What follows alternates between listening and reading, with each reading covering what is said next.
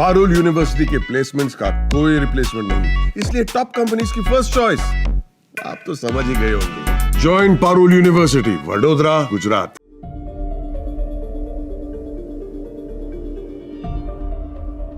BJP सांसद निशिकांत दुबे ने supreme court पर विवादित बयान देकर सियासी तूफान खड़ा कर दिया है। पहले तो बीजेपी विपक्षी पार्टियों के निशाने पर आ गई, इसके बाद मामले ने तूल पकड़ा तो बीजेपी ने बयान से किनारा कर लिया। दरअसल हुआ यूं कि भाजपा ने शनिवार को अपने सांसदों निशिकांत दुबे और दिनेश शर्मा की भारत के मुख्य न्यायाधीश संजीव खन्ना और सुप्रीम कोर्ट पर तीखी टिप्पणी से खुद को अलग बताया। इतना ही नहीं, पार्टी अध्यक्ष जेपी नड्डा ने टिप्पणियों को उनके निजी विचार बताते हुए खारिज तक कर दिया। जेपी नड्डा ने एक्स पर पोस्ट में लिखा, न्यायपालिका और मुख्य न्यायाधीश पर सांसद निशिकांत दुबे और दिनेश शर्मा की टिप्पणियों से भाजपा का कोई लेना देना नहीं है। ये उनकी निजी टिप्पणियां हैं, लेकिन भाजपा न तो उनसे सहमत है और न ही ऐसी टिप्पणियों का कभी समर्थन करती है। उन्होंने लिखा कि भाजपा उनकी टिप्पणियों को पूरी तरह से खारिज करती है। इसके साथ ही नड्डा ने कहा कि भाजपा ने हमेशा न्यायपालिका का सम्मान किया है और उनके सुझावों और आदेशों को सहर्ष स्वीकार किया है, क्योंकि एक पक्ष के रूप में उनका मानना है कि शीर्ष अदालत समेत सभी अदालतें हमारे लोकतंत्र का अभिन्न अंग है। नड्डा ने ये भी कहा कि उन्होंने दोनों नेताओं और अन्य लोगों को ऐसी टिप्पणियां न करने का निर्देश दिया है। याद हो कि भाजपा सांसद निशिकांत दुबे ने शनिवार को सुप्रीम कोर्ट पर निशाना साधते हुए कहा कि अगर सुप्रीम कोर्ट को ही कानून बनाना है तो संसद भवन बंद कर देना चाहिए। उन्होंने सीजीआई खन्ना पर भी निशाना साधा था।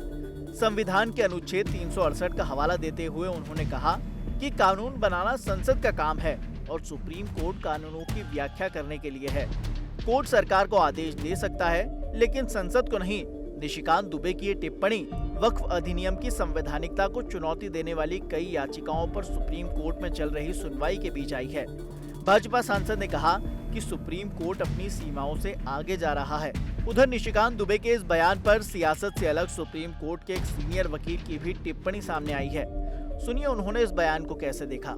देखिए, ये बहुत ही इर्रिस्पॉन्सिबल स्टेटमेंट है, बहुत ही इसमें मैं कहूँगा गैर जिम्मेदार इस तरह का स्टेटमेंट है। हिंसा, अगर आपको याद होगा तो सुप्रीम कोर्ट में मामला पहुंचने के पहले हो चुका था, इसलिए सुप्रीम कोर्ट के पहुंचने के बाद अगर सच पूछिए तो हिंसा कम हुई है। सुप्रीम कोर्ट ने जब थोड़ी बहुत दिखाई है, जो एंटरटेन किया है रिट को और जो भी प्रॉब्लम्स है उसको समझने की कोशिश की है, तो लोगों को विश्वास हो रहा है कि एक न्याय प्रणाली में हम लोगों को एक अगर हमारे खिलाफ कुछ अगर कानून गलत बन रहा है या हमारे मौलिक अधिकारों का कोई उल्लंघन हो रहा है तो सुप्रीम कोर्ट हमारे बचाव के लिए है। इसलिए हिंसा सुप्रीम कोर्ट के मामले आने के बाद से नहीं हुई है। ये बिल्कुल बहुत ही गैर जिम्मेवार स्टेटमेंट उनका है। उन्होंने ये भी कहा कि सीजीआई का प्रेसिडेंट ऑफ इंडिया, आप क्या प्रेसिडेंट ऑफ इंडिया के लिए टाइमलाइन डिसाइड करोगे? Who are you to dictate the president of India? देखिए, संविधान में हर कॉन्स्टिट्यूशनल फंक्शनरी का एक रोल फिक्स्ड है। अगर पार्लियामेंट कानून बनाता है तो प्रेसिडेंट ऑफ इंडिया उसको फाइनली अप्रूवल दे करके उस कानून को लागू करता है। आप प्रॉब्लम कहाँ आ रही है? प्रॉब्लम आ रही है कि स्टेट लेजिस्लेचर अगर कानून बनाता है और कोई ऐसा कानून है, कुछ ऐसे कानून होते हैं जिसमें कि प्रेसिडेंट ऑफ इंडिया का अप्रूवल का जरूरत होता है, तो वहां प्रेसिडेंट ऑफ इंडिया डिले कर सकते हैं या नहीं कर सकते, क्वेश्चन ये उठता है।